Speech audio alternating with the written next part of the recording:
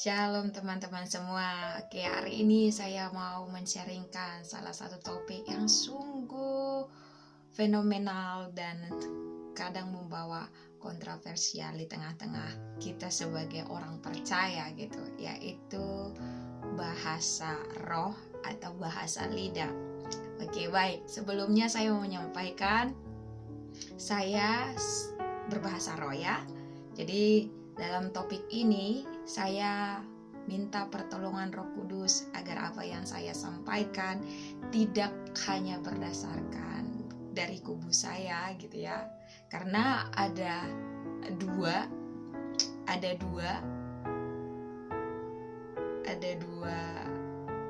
stand gitu ya. Satu, mereka yang mempercayai dan mempraktekkan bahasa roh dalam kehidupan doanya. Satu lagi itu mereka yang tidak menggunakan, berkata mereka percaya tapi mereka tidak mempraktekkan. Bahkan ada juga yang sama sekali tidak percaya. Kalau tidak percaya otomatis tidak mempraktekkan, ya kan? Ya, jadi saya mau membagikan begitu ya, dari sudut pandang ilmiah, dari sudut pandang Alkitab, dari pengalaman pribadi, dan dari pewahyuan yang Tuhan sampaikan mengenai bahasa roh ini. Oke. Nah, di beberapa tahun yang lalu ada sebuah penelitian yang membongkar perbedaan antara orang-orang yang berdoa dengan bahasa roh dengan yang tidak begitu.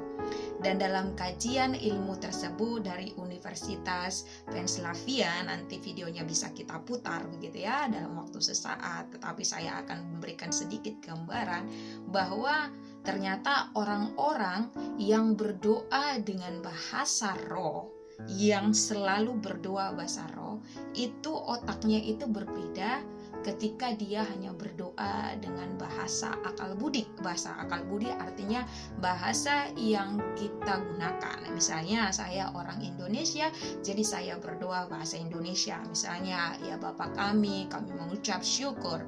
Tapi ketika saya mulai berbahasa roh, itu kondisi otaknya berbeda gitu. Nanti teman-teman bisa saksikan gitu. Yang artinya apa yang difirmankan Tuhan dalam 1 Korintus, kita buka sama-sama di dalam 1 Korintus 14 ayat 4a dikatakan, siapa yang berkata-kata dengan bahasa roh, ia membangun dirinya sendiri. Nah, Paulus tidak menyatakan secara luas apa arti membangun dirinya sendiri, tetapi saya mau bagikan dari apa yang sains tadi katakan dengan apa yang saya alami juga dan kesaksian oleh beberapa orang. Nah, saat orang berbahasa roh itu ada di dalam rohnya, di dalam dirinya yang berbeda kalau orang tersebut tidak sering berbahasa roh. Tadi nanti video yang akan saya putar akan menunjukkan bahwa otak kita pun memiliki perbedaan ya kalau kita sering berdoa berbahasa roh, karena doa berbahasa roh itu roh yang mengaktifkan roh kita untuk kita berdoa gitu. Sementara kalau roh berdoa dengan akal budi, maka otak kita aktif begitu, karena kita memikirkan kata-kata yang harus kita ucapkan. Tetapi ketika kita berdoa di dalam roh, rohlah yang memikirkan dan yang memberikan kata-kata itu. Kita hanya memberikan diri kita untuk berkata-kata dengan bahasa roh itu. Nah, di dalam roh kita ini, kalau kita semakin sering berbahasa roh, itu ada substansial roh kita ini yang sebenarnya dibangun. Itu sebabnya Paulus berkata bahwa orang yang berbahasa roh itu membangun dirinya gitu. Tetapi orang yang bernubuat itu membangun jemaat. Artinya begini, Tuhan tahu bahwa sebagai bait Tuhan, kita perlu membangun roh kita. Nah, oleh sebab itu Paulus berkata bahwa bangunlah dirimu dengan berbahasa roh gitu. Karena bahasa roh itu akan membangun dirimu. Bukan hanya rohmu, tetapi juga secara jiwamu dan secara fisikmu gitu. Ada satu kesaksian seorang dokter baru-baru ini, ya, saya tidak perlu menyebutkan nama beliau begitu, tetapi beliau menyaksikan sebelum COVID-19 ini Tuhan berbicara kepada dia untuk dia lebih sering berbahasa roh. Dia tidak tahu gitu. Tapi setelah udah datangnya masuknya COVID-19 ini, akhirnya Roh Kudus memberitahu dia apa pengertiannya. Dan ini yang menjadi kesaksian beliau gitu ya. Dia seorang dokter yang mempercayai ilmu pengetahuan begitu. Tetapi ketika sesuatu hal itu dibukakan, maka saya percaya begitu ya. Saya percaya begitu. Ilmu pengetahuan pun akan tunduk kepada ilmu kerajaan sorga gitu. Dan beliau menyaksikan, berkata bahwa selama dia menangani begitu banyak pasien, ketika dia mengobati pasien, dia selalu berbahasa roh gitu ya. Artinya dia selalu berdoa dalam roh begitu.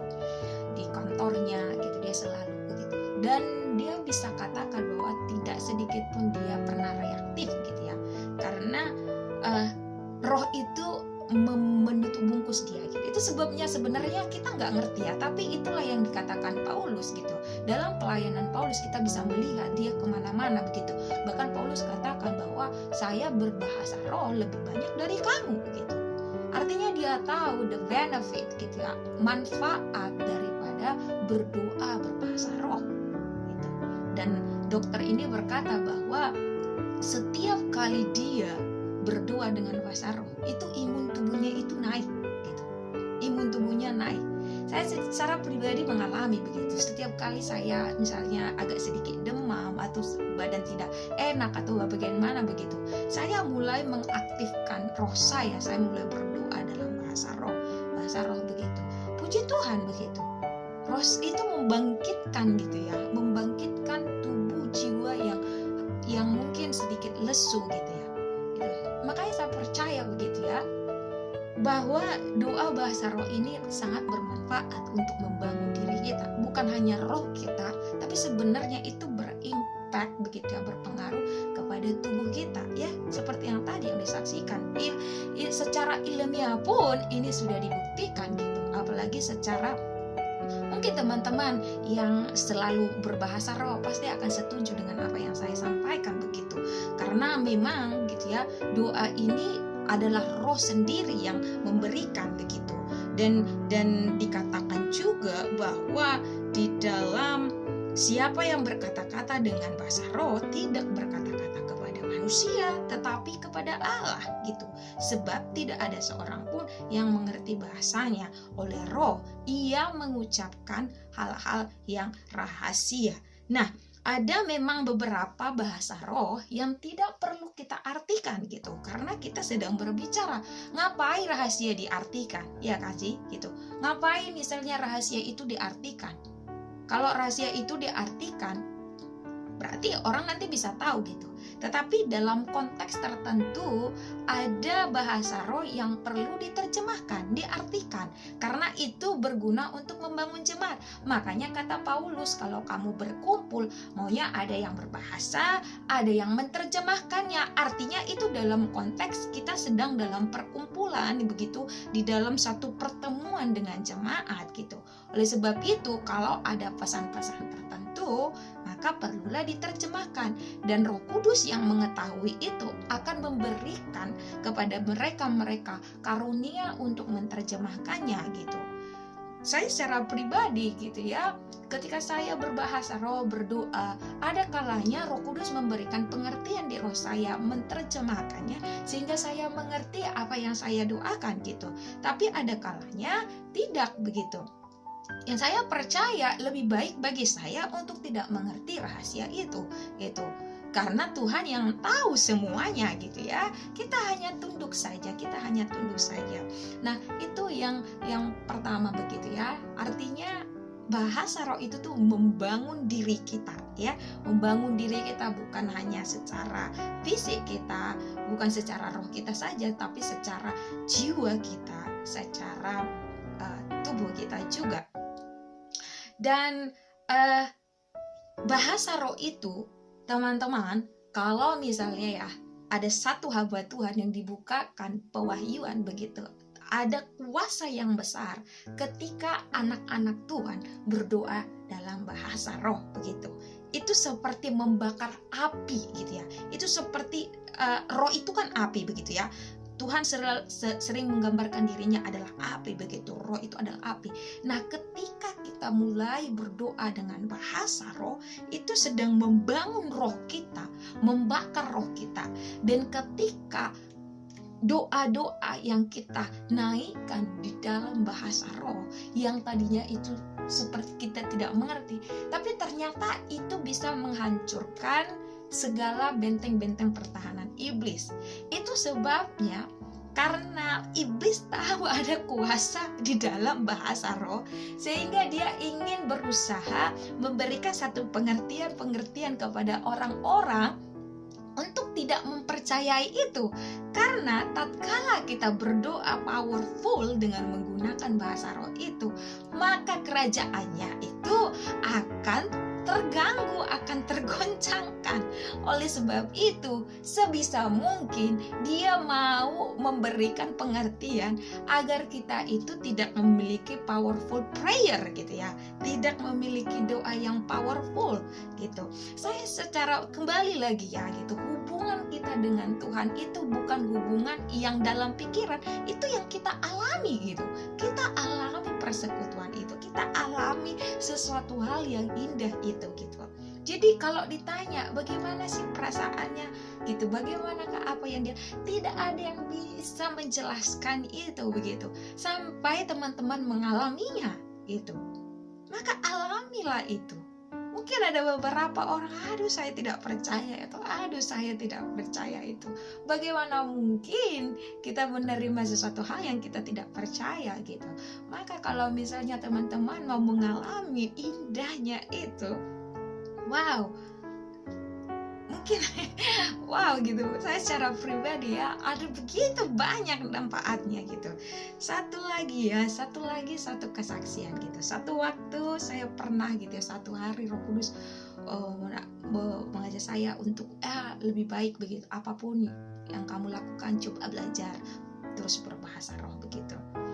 Saya belajar berbahasa roh. Nah, satu hari itu saya mungkin 2 atau 3 jam lebih lah gitu ya, saya berbahasa roh gitu dalam bekerja gitu ya, dan saya selalu berbahasa roh. Jadi ada satu kejadian gitu ya, saya keluar rumah pada waktu itu, kemudian saya tetap berbahasa roh gitu, di jalan saya selalu berbahasa roh. Nah, waktu saya melihat ada kecelakaan gitu ya, ada 2 orang yang saling tabrakan begitu ya, yang satu saling menyalahkan, kamu gak hidupkan lampu sen dan segala macam begitu. Nah, semuanya ini udah pada heboh begitu ya, udah pada heboh. Mereka berusaha menenangkan dua yang kecelakaan ini karena mereka saling menyalahkan, udah tumbuk-tumbukan, udah gontok-gontokan gitu. Entah kenapa Roh Kudus, saya selalu berbahasa roh, saya berkata, Roh Kudus mengarahkan saya untuk mendekati mereka gitu ya. Dan wow, ini benar-benar kesaksian gitu ya. Itulah makanya itu sebenarnya kalau kita bisa mengerti ya, maksudnya kekuatan dari berdoa dalam bahasa roh pasti kita akan gunakan terus-menerus. Jadi saya datang kepada orang yang bertikai, udah banyak orang yang berusaha melerai gitu ya, tapi nggak ada, alhasil nggak ada hasilnya gitu ya. Sampai Roh Kudus memberikan pengertian begitu untuk berbicara begitu. Singkat cerita, yang 2 orang ini berdamai, mereka akhirnya oke gitu, nggak gontok-gontokan lagi, masalah selesai gitu. Bayangkan itu semua laki-laki gitu ya, saya seorang perempuan, saya datangi dengan keberanian Roh Kudus berikan kepada saya. Tapi itu ya teman-teman ya, kalau kita memang benar-benar membangun diri kita dengan roh ini gitu ya, itu tetap Roh Kudus akan memberikan pengertian, memberikan hikmat kepada kita gitu, yang akhirnya sulit kita pecahkan gitu, itu bisa dengan mudah kita pecahkan gitu, karena ada hikmat yang diberikan. Nah, satu lagi pentingnya itu ya, saya terkadang pergi keluar gitu ya, untuk ya sesuai dengan tuntunan Roh Kudus untuk memberikan maksudnya sharing gospel gitu ya, Yesus gitu. Nah, satu waktu saya berdoa dalam roh, bahasa roh. Sebelum saya memulai pelayanan penginjilan, saya berdoa bahasa roh.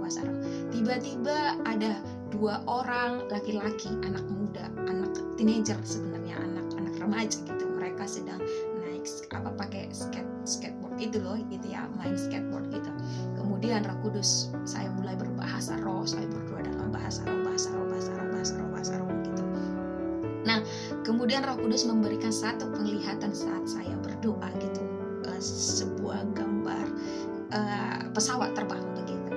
Nah, kemudian Roh Kudus hanya memberikan gambar pesawat terbang gitu. Akhirnya saya dekatin laki-laki itu gitu. Dengan pengertian kembali, bahasa roh itu membuka surga untuk kita memiliki pengertian supranatural gitu ya, untuk melihat supranatural juga gitu. Itu bahasa roh, doa bahasa roh, pujian, penyembahan dan bahasa roh itu membuka gerbang surga begitu. Makanya Tuhan selalu bilang, hendaklah kamu menyembah dalam roh dan kebenaran gitu ya, bukan satu hal saja gitu, tapi itu kita harus mengaktifkan kedua-duanya gitu. Nah, pada saat saya menerima penglihatan itu, Roh Kudus memberikan satu pewahyuan tentang pesawat terbang, dan Roh Kudus memberikan pengertian tentang yang namanya pilot begitu. Dan kemudian saya mulai membagikan tentang, ya sederhana, berbicara kepada 2 orang laki-laki ini. Tetapi itu ya gitu ya, roh itu menyelidiki segala sesuatu. Oke, saya nggak kenal dengan 2 orang ini. Saya totally adalah orang asing gitu yang ini. Tapi Roh Kudus menuntun saya untuk berbicara kepada mereka. Akhirnya saya bilang, oke, apakah saudaramu atau keluargamu itu ada yang pilot begitu ya? Dan luar biasa, itu bukan tebak-tebakan begitu ya. Tapi Roh Kudus hanya memberikan, ternyata orang tersebut mamanya seorang pilot gitu. Nah, itu bisa membuka jalan untuk kita penginjilan gitu. Kenapa orang ini bisa tahu gitu ya? Orang ini bisa tahu yang aku tidak kasih tahu ke dia gitu. Aku nggak kenal dia, saya nggak kenal dia, kok bisa tahu gitu. Tapi dengan itu, dengan adanya yang namanya pewahyuan, vision gitu ya, atau penglihatan yang Tuhan berikan, itu bisa mempermudah masuknya jalannya Injil. Itu sebabnya Tuhan bilang begini, kamu harus diperlengkapi dengan kuasa Roh Kudus gitu, untuk kamu memberitakan, menjadi saksi gitu. Oleh sebab itu penting sekali. Nah, dengan bahasa roh itu bisa membuka banyak hal gitu. Itu membuka mata rohani kita untuk melihat alam-alam supranatural yang mempermudah kita untuk menjangkau banyak jiwa. Nah, oleh sebab itu, teman-teman, daripada kita mempertentangkan atau memperdebatkan bahasa roh ini, dan itu alkitabiah gitu ya, alkitabiah. Paulus juga mengatakan itu benar-benar bermanfaat begitu ya.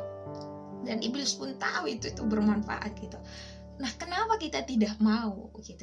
Kenapa tidak mau? Itu bisa membangun diri kita. Itu adalah anugerah dari Roh Kudus yang diberikan kepada setiap kita. Saya percaya, gimana kita mau membangun pelayanan kalaupun diri kita belum terbangun? Itu sebabnya perlu sekali kita memiliki hubungan yang dekat dengan Roh Kudus untuk kita bisa mendapat pengertian ini gitu. Karena banyak hal yang kita nggak mengerti ya, sesuai dengan apa yang Roh Kudus sebenarnya pengen kita mengerti gitu. Karena mungkin kita masih memahami firman Tuhan dengan cara pikir kita gitu. Tetapi kita tidak membiarkan Roh Kudus membukakan sesuatu rahasia itu. Oleh sebab itu teman-teman gitu, daripada kita debat gitu ya, daripada kita apa segala macam gitu, let the Holy Spirit speaks to you gitu. Biarkan Roh Kudus berbicara kepada kita gitu. Apakah ini benar? Apakah itu tidak benar? Kalau benar, berikanlah saya gitu. Karena Tuhan berkata, siapa yang haus dan rindu, maka dia akan dipuaskan gitu. Kalau benar-benar kita memiliki kerinduan untuk benar-benar memiliki fellowship dengan Holy Spirit begitu ya, maka saya percaya dia akan terlebih dahulu memberikan kita sesuatu hal yang penting untuk membangun diri kita, yaitu tadi bahasa roh begitu ya. Dan itu sangat-sangat berguna gitu. Dan bagi teman-teman yang sudah punya karunia ini tapi mungkin jarang mengaktifkannya, mari aktifkan kembali karena ada kuasa di situ gitu ya. Saya secara pribadi ketika saya mulai terbatas berdoa dengan akal budi, tetapi dengan berdoa bahasa roh bisa berjam-jam dalam hadirat Tuhan begitu. Dan tidak merasa lelah, tidak merasa capek begitu. Karena roh itu memberikan kekuatan. Itu saja, semoga video-video nanti yang menambahi sharing saya ini bisa memperkuat kita. Puji nama Tuhan. Tuhan Yesus memberkati kita semua. Amin. University of Pennsylvania, Dr. Andrew Newberg is looking for an explanation for what most regard as unexplainable. I mean, it's not language. It's not regular language, at least, that would normally activate the frontal lobe. Newberg is exploring the relationship between faith and science, studying what happens in the brain during the deepest moments of faith. If we're really going to look at this very, very powerful force in human history of religion and spirituality, I think we really have to take a look at how that affects our brain, what's changing or turning on or turning off in our brain. They're going to go around very fast right now. He's recently published a study of Americans speaking in tongues. Remarkably, he discovered that what's happening to them neurologically looks a lot like what they say is happening to them spiritually. Make sure we got your whole head in there. We asked Pastor Jerry Stoltzfus to come to the university to have his brain scanned while he speaks in tongues. This way, we could see the experiment in action. I don't think faith is anything to be afraid of from science. Science validates faith, so bring it on. Whatever the facts are, bring it on. Just go ahead and you can begin prayer. First, he's told to pray in English. Father, I pray for each of the family members involved in this study. Grant them what they are looking for in their personal lives, for their vision and their potential. Then he's told to speak in tongues.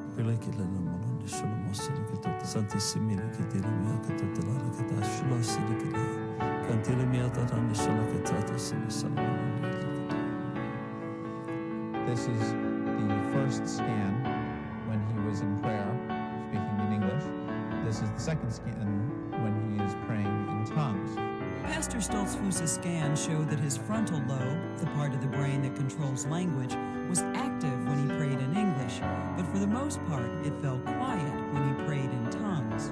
When they're actually engaged in this whole very intense spiritual practice, religious practice for them, their frontal lobes tend to go down in activity. But I think it's very consistent with the kind of experience that they have, because they say that they're not in charge. It's the voice of God, it's the Spirit of God that's moving through them. Dr. Newberg says the results were even more dramatic on subjects who were scanned without a Nightline crew in the room and who were not speaking in tongues on demand, as Jerry Stoltzfus had done. Study participants like Donna Morgan first listened to music, then went to where the Spirit took them.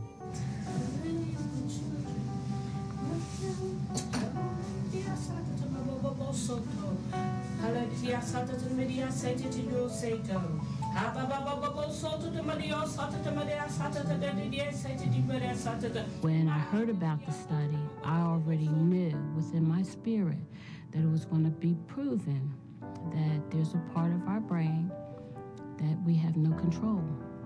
That when the Holy Ghost is interceding for us, we're out of control.